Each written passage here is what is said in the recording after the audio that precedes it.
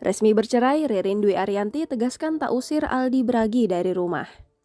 Artis Ririn Dwi Ariyanti sudah resmi bercerai dengan suaminya Aldi Bragi setelah pembacaan ikrar talak dilakukan di Pengadilan Agama Jakarta Selatan, Kamis 10 Februari 2022.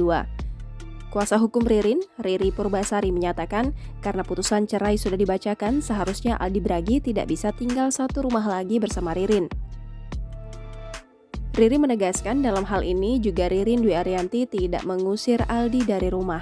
Menurutnya, setelah putusan ikrar sudah dibacakan, Aldi seharusnya punya itikat baik untuk meninggalkan rumah yang ditempati bersama Ririn Dwi Ariyanti.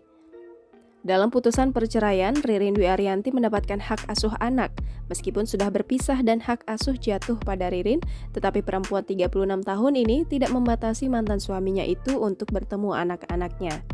Ririn mengaku dalam perceraiannya ini, ketiga anak-anaknya, Siti Alana Kaliani, Siti Alicia Kaira, dan Rami Alfi Utomo, Aldi Bragi sudah paham dengan kondisi yang dialami oleh orang tuanya tersebut. Kini, Ririn Dwi Ariyanti menyandang status baru sebagai single parent alias orang tua tunggal dari ketiga anaknya, Siti Alana Kaliani, Siti Alicia Kaira, dan Rami Alfi Utomo. Ririn mengaku sudah siap dengan status barunya tersebut. Dalam kesempatan yang sama, kuasa hukum Ririn, Riri Purbasari menjelaskan, dari sisi hukum seorang ayah menjadi hal wajib untuk memberikan nafkah kepada anak.